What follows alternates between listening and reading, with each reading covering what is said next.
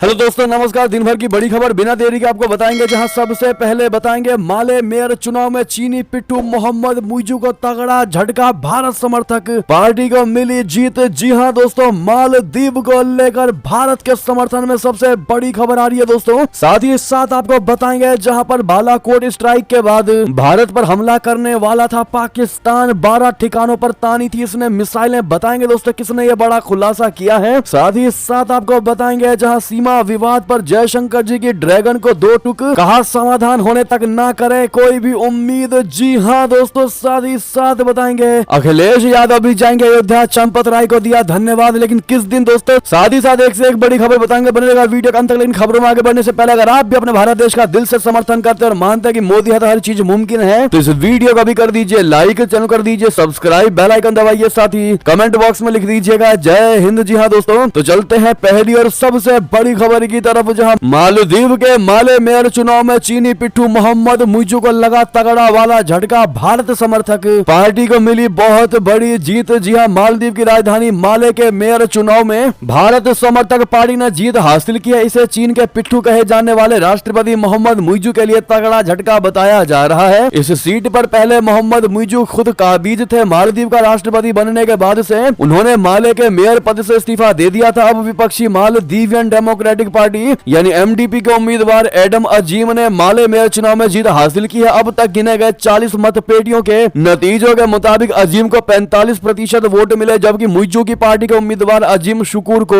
मात्र 29% वोट मिले। माले नगर परिषद उपचुनाव के लिए कुल 55 मतदान केंद्र बनाए गए थे। पिछले साल के राष्ट्रपति चुनाव में पार्टी की भारी हार के बाद एमडीपी के लिए ये राहत की खबर मानी जा रही है। जी हाँ दोस्तों, ऐसे में इन्होंने मेयर का ये चुनाव जीत करके वाकई में ये दिखा दिया है कि अब फिर एक बार मालदीव की जनता समझ चुकी है कि मुइजू को जिताकर उन्होंने सबसे बड़ी गलती कर दी है। जी हाँ, वैसे में भारत समर्थन में लोग ज्यादा दिखाई दे रहे हैं मालदीव में, जब से पीएम मोदी को लेकर अभद्र टिप्पणी की गई थी मुइजू सरकार के मंत्रियों के द्वारा। बहरहाल दोस्तों, अब आपको बता दें कि कहते हैं कि रस्सी जल गई पर बल नहीं गया वाली स्थिति है मुइजू की, जहां चीन जाने के बाद और तीखे हुए मालदीव के राष्ट्रपति मोहम्मद मुइजू के तेवर, कहा छोटे हैं लेकिन डरने वाले नहीं है। जी हाँ, भारत और मालदीव के बीच चल रहा विवाद खत्म होने का नाम नहीं ले रहा, और उसका सबसे बड़ी वजह मालदीव के नए राष्ट्रपति मोहम्मद मुइजू हैं। मालदीव के राष्ट्रपति मोहम्मद मुइजू ने अप्रत्यक्ष रूप से भारत को चेतावनी दे डाली है। उन्होंने कहा कि हम छोटे हो सकते हैं, लेकिन इससे किसी को इस बात का लाइसेंस नहीं मिल जाता है कि वो हमें परेशान करे या कोई हमें परेशान करे। रिपोर्ट्स के अनुसार मुइजू ने यह भी कहा कि हिंद महासागर किसी एक देश का नहीं है, मालदीव किसी देश के बैकयार्ड में नहीं है। दोस्तों, मुइजू का यह बयान ऐसे समय में आया है जब दोनों देशों के डिप्लोमेटिक संबंध तनाव से गुजर रहे हैं और वो खुद चीन के दौरे से वापस आए हैं। ऐसा तब से हो रहा है जब मालदीव के राजनेताओं ने प्रधानमंत्री नरेंद्र मोदी की लक्षद्वीप यात्रा को लेकर सोशल मीडिया पर अपमानजनक टिप्पणियां कर दी थी। इसके लिए 3 मंत्रियों को 7 जनवरी को निलंबित किया गया था।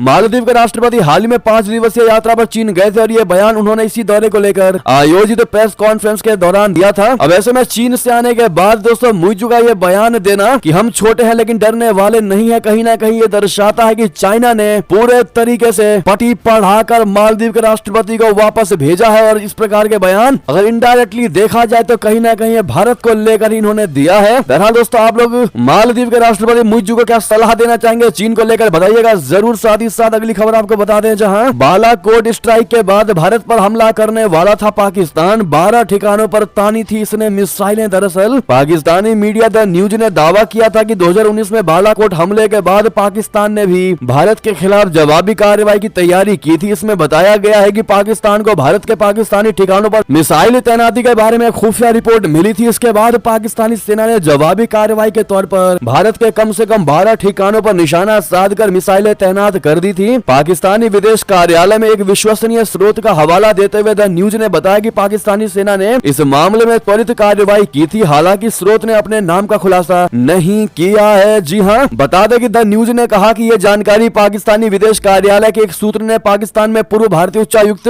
अजय बिसारिया की हाल ही में प्रकाशित पुस्तक anger management the troubled diplomatic relationship between India and Pakistan में पुलवामा हमले के बारे में रिपोर्टों पर प्रतिक्रिया में दी है। जी हाँ, अब ऐसे में दोस्तों जिस प्रकार से बिसारिया जी के उस बुक का रिप्लाई में पाकिस्तान ये बयान देने की कोशिश कर रहा है कि बालाकोट स्ट्राइक के बाद भारत पर हमला करने वाला था पाकिस्तान, क्या आपको नहीं लगता कि पाकिस्तान हमला तो जरूर करने वाला होगा, लेकिन एक हमले के बाद दूसरे हमला करने लायक पाकिस्तान वाकई में बचता ही नहीं। मानते मानते हैं इस बात को, और मानते हैं तो कमेंट में लॉन्ग लिव मोदी जी जरूर कहिएगा। अगली खबर की ओर चले जहां सीमा विवाद पर जयशंकर जी की ड्रैगन को 2 टुक कहा, समाधान होने तक ना करें कोई उम्मीद। बता दें विदेश मंत्री जयशंकर जी ने शनिवार यानी 13 जनवरी को कहा कि सीमा पर गतिरोध के बीच चीन को भारत के साथ सामान्य संबंध आगे बढ़ाने की उम्मीद नहीं करनी चाहिए। उन्होंने नागपुर में एक कार्यक्रम में कहा कि देशों के बीच कूटनीति हमेशा चलती रहती है और कभी कभी कठिन परिस्थितियों का समाधान जल्दबाजी में नहीं आता है। उन्होंने कहा कि भारत और चीन के बीच सीमा को लेकर आपसी सहमति नहीं है, ऐसे में यह फैसला लिया गया था कि दोनों देशों में से कोई भी पक्ष सीमा पर सुरक्षा बलों को इकट्ठा नहीं करेगा। इसके अलावा दोनों पक्षों को अपनी गतिविधियों के बारे में भी एक दूसरे को सूचित करना होगा। जयशंकर जी ने बताया कि इस संबंध में दोनों देशों ने 1993 से 1996 में 2 समझौतों पर हस्ताक्षर किए थे। इसके बाद 2005, 6, 12 और 13 में पहले के समझौते पर हस्ताक्षर किए गए थे। जी हाँ, इसके तहत दोनों पक्षों में से कोई भी सीमा पर सुरक्षा बलों की तैनाती नहीं कर सकता है। हालांकि अगर कोई ऐसा करने की योजना बनाता है तो उसे अपने सैनिकों की आवाजाही से पहले सूचित करना होगा। अब ऐसे में मंत्री ने कहा कि उन्होंने चीनी विदेश मंत्री को समझाया कि जब तक सीमा को लेकर कोई समाधान नहीं निकल जाता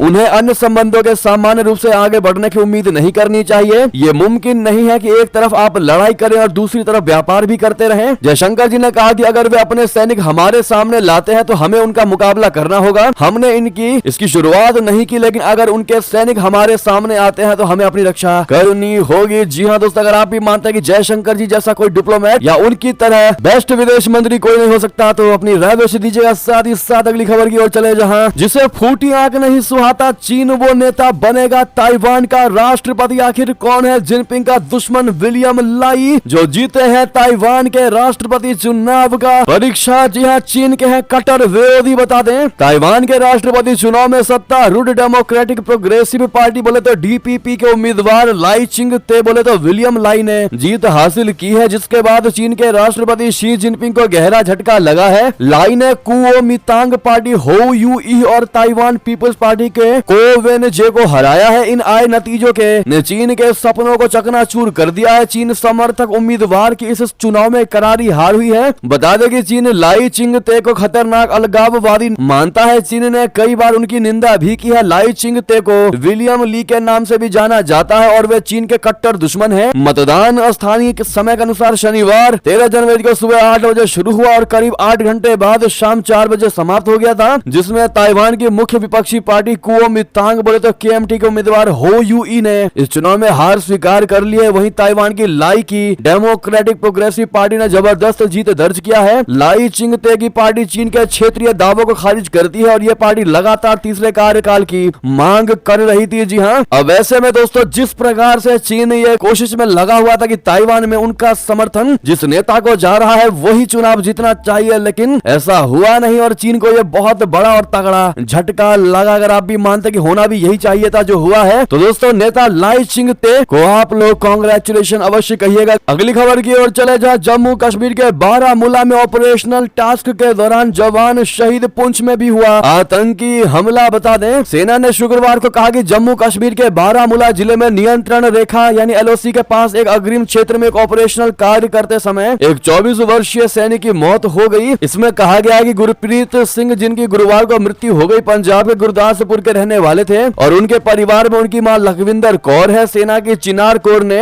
एक्स पर एक पोस्ट में कहा कि बारामूला सेक्टर में आगे के क्षेत्र में परिचालन कार्य करते समय जनरल गुरप्रीत सिंह की दुर्भाग्यपूर्ण मृत्यु पर चिनार कोर को खेद है। इसमें कहा गया कि दुख की इस घड़ी में भारतीय सेना शोक संतप्त परिवार के साथ एकजुटता से खड़ी है और उनकी भलाई के लिए प्रतिबद्ध है। जी हाँ, इसमें आप भी दोस्तों श्रद्धांजलि अवश्य दीजिएगा हमारे इस बहादुर जवान को। अगली खबर की ओर चले जहां 2047 तक भारत को इस्लामिक स्टेट बनाने का ड्रीम था। जी हाँ, एनआईए ने 2 आतंकियों के खिलाफ दाखिल की चार्जशीट। बता दें केंद्रीय जांच एजेंसी ने पीएफआई के 2 आतंकियों के खिलाफ पटना में चार्जशीट दाखिल किया है। दोनों आतंकी पीएफआई के पटना मॉड्यूल से जुड़े हुए थे और देश में आतंकी वारदात को अंजाम देना चाहते थे। दोनों आरोपियों में एक आरोपी ने जनवरी 2023 में रामशिला के खिलाफ सोशल मीडिया पर लिखा था और विरोध होने पर हत्या करने की योजना तक बना ली थी, लेकिन पहले ही एनआईए ने गिरफ्तार कर लिया था। असल में एजेंसी ने पीएफआई की साल 2047 तक भारत की इस्लामिक देश बनाने की योजना की साजिश रचने वाले 2 आतंकियों के खिलाफ चार्जशीट दाखिल की है। दोनों चार्जशीट आतंकियों के नाम मोहम्मद याकूब और शाहिद हैं। दोनों बिहार के पूर्वी चंपारण के रहने वाले हैं। अगली खबर बता दें मालदीव की धरती पर भारत का गुणगान। आखिर क्या कह रहे हैं विदेशी टूरिस्ट अंडमान की भी की जमकर तारीफ। बता दें साथ भारत को लेकर विदेशी टूरिस्ट में काफी ज्यादा अट्रैक्शन है। इसका जीता जागता सबूत यह है कि मालदीव की धरती पर पहुंचकर भी ये टूरिस्ट भारत का गुणगान कर रहे हैं। गौरतलब है कि पीएम मोदी हाल ही में लक्षद्वीप की यात्रा पर पहुंचे थे। यहाँ आने के बाद उन्होंने कहा था कि अगर आप भी प्रकृति की सुंदरता और एडवेंचर का लुत्फ उठाना चाहते हैं तो लक्षद्वीप जरूर आइए। इसके बाद मालदीव के नेताओं और मंत्रियों ने मोदी के खिलाफ टिप्पणी की थी। इटली से आए फ्रैंक बिस्टोनी मालदीव के दिफूसी द्वीप पर पहुंचे हैं। फ्रैंक ने कहा कि मैं गोवा और मुंबई जा चुका हूं, मुझे भारत में यहाँ की जगह, यहाँ की परंपरा, यहाँ की संस्कृति और रंग पसंद आए। उन्होंने कहा कि यहाँ का सनसेट कमाल का है। फ्रैंक ने कहा मुझे भारत काफी ज्यादा पसंद है और हम करीब 10-12 दिन वहाँ पर रहते थे। कुछ ऐसी ही बातें आयरिश टूरिस्ट एलेन ट्रेसी ने कही। उन्होंने बताया कि वो 3-4 बार भारत जा चुकी है और उनको भारत काफी पसंद है। जी हाँ, एलेन ने आगे कहा कि भारत के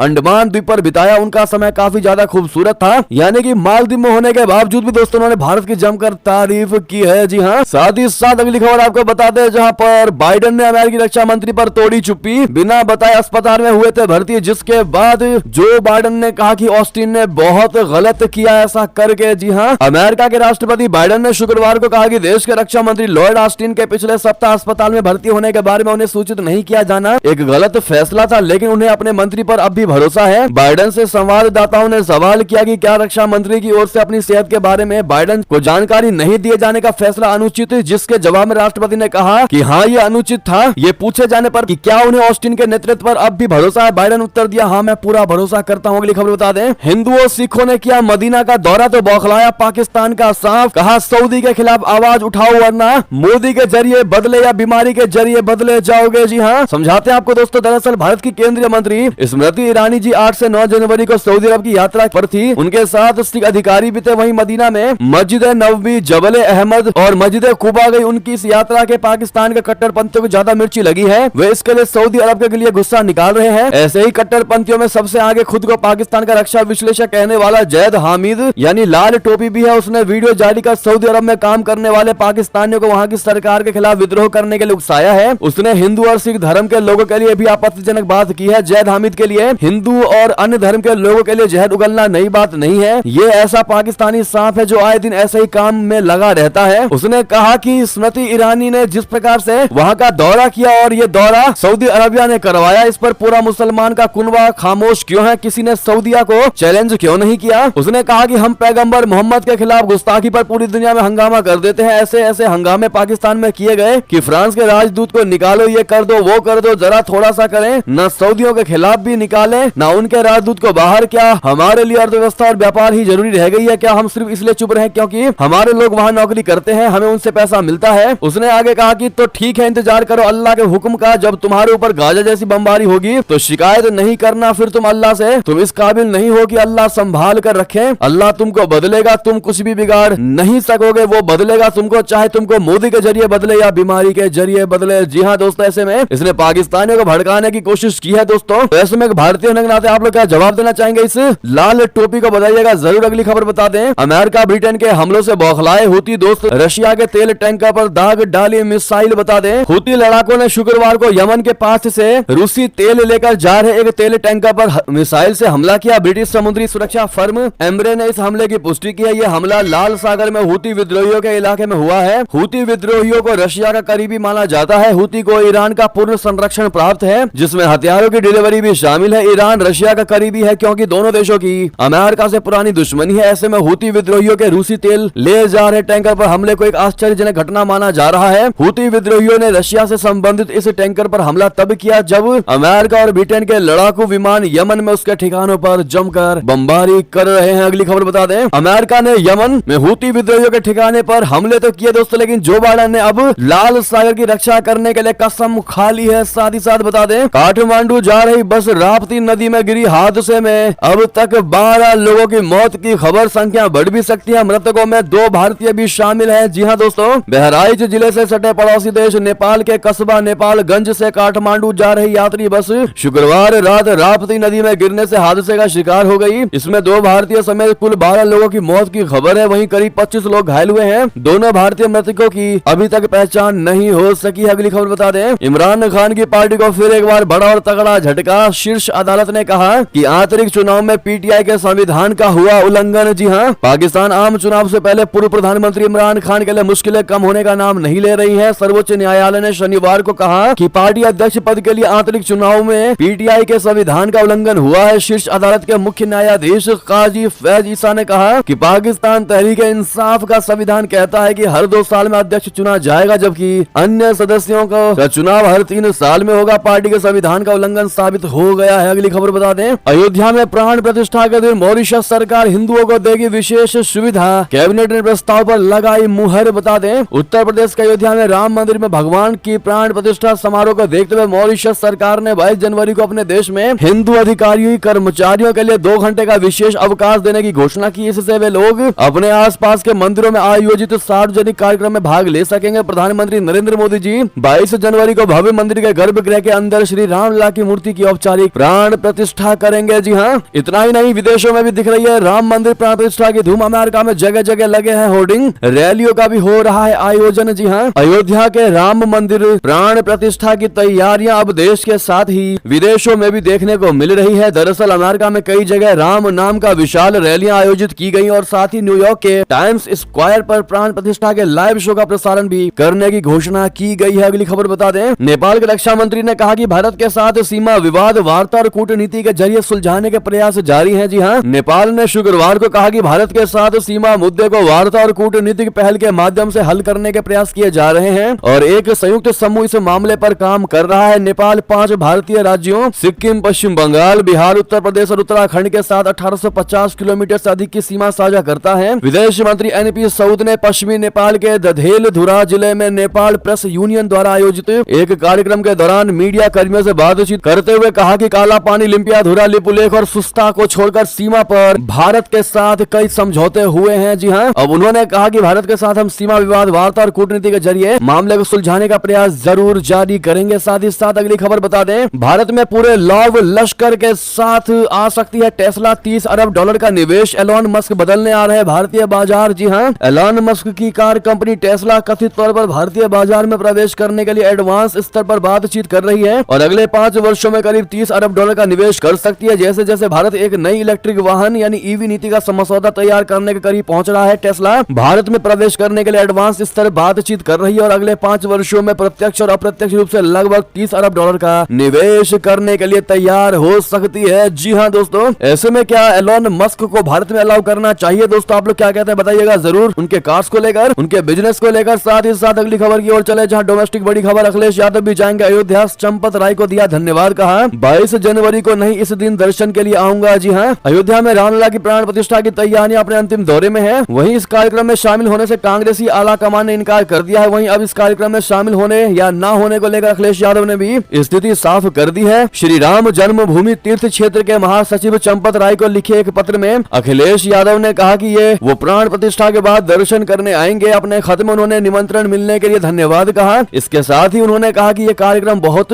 सकुशल संपन्न हो और वो अपने परिवार के साथ इस कार्यक्रम के बाद दर्शनार्थी बनकर आएंगे। जी हाँ, यानी कि 22 जनवरी को अखिलेश यादव नहीं जाएंगे, उसके बाद जाएंगे, ऐसा इन्होंने कहा है। इस पर आपकी जो भी राय हो बताइएगा जरूर। अगली खबर की ओर चले, जहां प्राण प्रतिष्ठा राष्ट्रपति द्रौपदी मुर्मू को करनी चाहिए। जी हाँ, पूर्व पीएम उद्धव ठाकरे ने दिया बयान। दरअसल अयोध्या के राम मंदिर में 22 जनवरी को प्राण प्रतिष्ठा को लेकर उनके हाथों से भगवान राम के बाल स्वरूप की प्राण प्रतिष्ठा को लेकर महाराष्ट्र में विरोध होता नजर आ रहा है। इस बीच महाराष्ट्र के पूर्व सीएम उद्धव ठाकरे ने कहा है कि राम मंदिर की प्राण प्रतिष्ठा राष्ट्रपति द्रौपदी मुर्मू के हाथों कराई जानी चाहिए। उद्धव ने कहा यह राष्ट्रीय गौरव और देश के स्वाभिमान का मामला है। उन्होंने कहा कि वो राष्ट्रपति द्रौपदी मुर्मू को नासिक के कालाराम मंदिर में आमंत्रित करेंगे। जी हाँ, अब ऐसे में दोस्तों आपको नहीं लगता कि कहीं ना कहीं ऐसा बयान देकर के उद्धव ठाकरे डिप्लोमेटिक होते नजर आ रहे हैं? साथ ही साथ अगली खबर बता दें, भाजपा सांसद का विवादित बयान, कहा बाबरी की तरह भटकल मस्जिद का भी टूटना तय है। जी हाँ, भारतीय जनता पार्टी का सांसद अनंत कुमार हेगड़े ने शनिवार को कहा कि बाबरी मस्जिद की तरह ही भटकल मस्जिद के टूटने की भी गारंटी है। उन्होंने कहा कि यह अनंत कुमार हेगड़े का नहीं बल्कि हिंदू समाज का फैसला है। कांग्रेस पर आरोप लगाते हुए हेगड़े ने कहा कि वे सदियों से हिंदू समाज को बांटने की कोशिश कर रहे हैं। कांग्रेस हमारी विरोधी नहीं है, वो हिंदू और सनातन धर्म विरोधी है। जी हाँ, हेगड़े ने कहा कि कांग्रेस हमारी विपक्षी नहीं है, हमारा सामना मुख्यमंत्री सिद्धारमैया से है। जो लोग अल्पसंख्यक वोटों के लिए बोली लगाते हैं, हमारा सामना उनसे है। सिद्धारमैया ने कहा कि उन्हें अयोध्या में राम मंदिर के उद्घाटन का निमंत्रण नहीं मिला। इसके बाद उन्होंने कहा कि वो इसमें नहीं जाएंगे। मैं कहता हूं कि वो आए या फिर ना आए, अयोध्या में राम मंदिर का उद्घाटन तो होकर ही रहेगा। बहरहाल दोस्तों, उनके इस बयान को लेकर आपकी क्या राय होगी जो भटकल मस्जिद को लेकर भी इन्होंने बयान दिया है? अगली खबर बता दें, ऐसे श्रमिकों के लिए खुशखबरी की खबर, काम करते वक्त मृत्यु होने पर परिवार को मिलेंगे 10 लाख रुपए। सरकार का बड़ा बड़ा ऐलान। रक्षा मंत्री राजनाथ सिंह ने विभिन्न बुनियादी ढांचा परियोजना के लिए सीमा सड़क संगठन बीआरओ द्वारा नियुक्त अस्थायी श्रमिकों के लिए एक टर्म इंश्योरेंस योजना शुरू करने के प्रस्ताव को मंजूरी दे दी है। टर्म इंश्योरेंस एक निश्चित अवधि के लिए लिया जाने वाला बीमा होता है। रक्षा मंत्रालय के अनुसार इस योजना के तहत अगर परियोजना पर काम करते हुए किसी श्रमिक की मृत्यु हो जाती है तो उसके परिजन को 10 लाख रुपए की राशि दी जाएगी। बाकी इन्फॉर्मेशन आप स्क्रीन पर देख ही पा रहे होंगे। अगली खबर बता दें, शीतलहर से अभी और कांपेगा उत्तर भारत, कोहरे से भी नहीं मिलेगी राहत। आखिर आईएमडी ने क्या जानकारी दी? दरअसल पूरे उत्तर भारत में हाड़ कपा देने वाली ठंड का सितम जारी है। मौसम विभाग का कहना है कि अगले कुछ दिनों में सर्दी से राहत मिलने की उम्मीद नहीं है। वहीं आने वाले दिनों में लोगों को शीतलहर और घने कोहरे का सामना करना पड़ सकता है। आईएमडी के मुताबिक 4 से 5 अगले दिनों तक पूरे उत्तर भारत में घने से घना कोहरा छाने की संभावना है। वहीं अगले 4 दिनों तक देश के